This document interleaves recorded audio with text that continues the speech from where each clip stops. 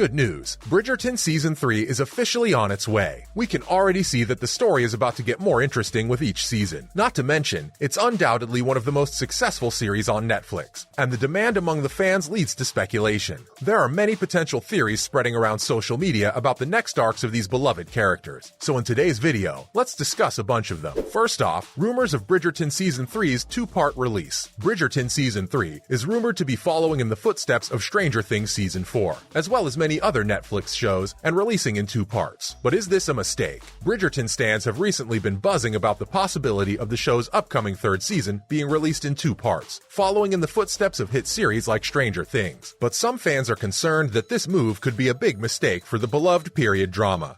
Why wait for me to put it together on my own like a fool? I thought I could deny my feelings. Bridgerton has quickly become known for its addictive and escapist nature. The show's steamy romance, lavish costumes, and fast-paced plot make it the perfect brain candy for viewers who are looking to unwind and escape from the real world. Its large ensemble cast and multiple intertangled storylines also make it perfect for binge-watching and enjoying in one sitting. Following up, is this split release a recipe for disaster or deliciousness? So the idea of a two-part release for Bridgerton Season 3 has left some fans feeling concerned. A split release could potentially divide the audience and leave them feeling unsatisfied. Not to mention, it would totally disrupt the momentum of the show's narrative. This could also lead to a drop in viewership, as some fans may lose interest if they have to wait longer for the full season to be available. Plus, there seems to be little point in a break between episodes for the series. The show is not exactly known for its complex cliffhangers or ongoing mysteries that require speculation and conversation between two consecutive episodes. Instead, it's meant to be enjoyed in one sitting, with its fast-paced plot and engaging characters making it a perfect candidate for binge watching. Does it feel, sister,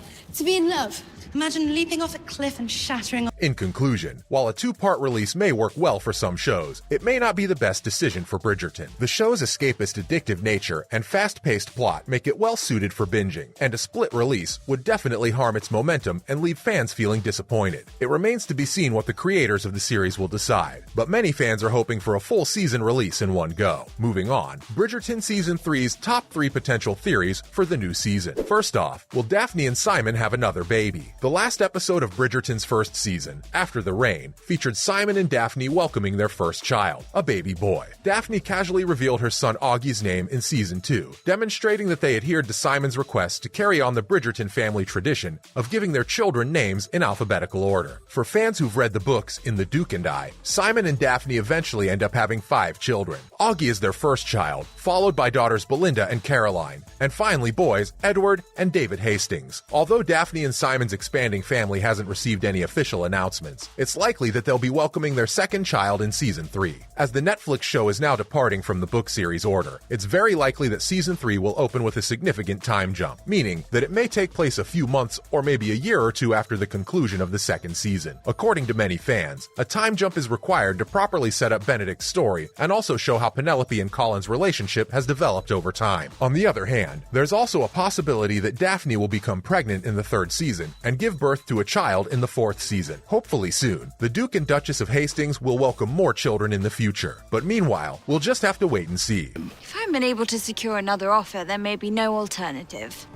Unlike you. Coming up, what will happen to Lady Whistledown? Eloise Bridgerton is identified as Lady Whistledown by her best friend Penelope at the end of Season 2. Since the Queen was certain that Eloise was the author and was prepared to punish her, Pen actually saw it as Eloise's advantage to reveal their friendship with Theo. But Eloise interprets it as a cunning power move that exposes how little Penelope actually values the people she claims to be loyal to. We saw in the second season how much pleasure Whistledown brings Pen, and when Eloise considers telling the Queen she's Whistledown, she feels threatened. As a result, even though it briefly appeared as though the gap between Penelope and Eloise would prevent Lady Whistledown from writing, Penelope picks up her pen once more by the end of the season. So maybe the symbolism here is that Lady Whistledown has made up her mind to keep going, even if Eloise's discovery results in Penelope being made public. In her personal life, Pen is particularly devastated and wounded over losing her best friend, and she thinks of being rejected by Colin, who's the love of her life. It's clear to say that she's doubling down on her newfound career fulfillment at the same time as the series. So I'll say this only once.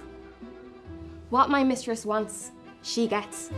and for whatever reason that would be you at the moment. Up next, what happened to Eloise and Theo? We know that Eloise's character is a free thinker who was shown to be completely uninterested in men and marriage in the first season, despite the fact that season 2 purported to be about her introduction to society. Theo, a young man who was not of her social class, but shared her intellectual interests and stimulated a new political thought in her, was introduced to Eloise in the show. While she was predictably unimpressed with society's offering of gentlemen, he was far more excited about the prospects. The two had a flourishing romance on the show, but Penelope's interference and his skepticism stopped them from continuing. Many viewers would like to see more of Theo in the future because Eloise is obviously upset about him. Theo isn't actually in the Bridgerton novels, though.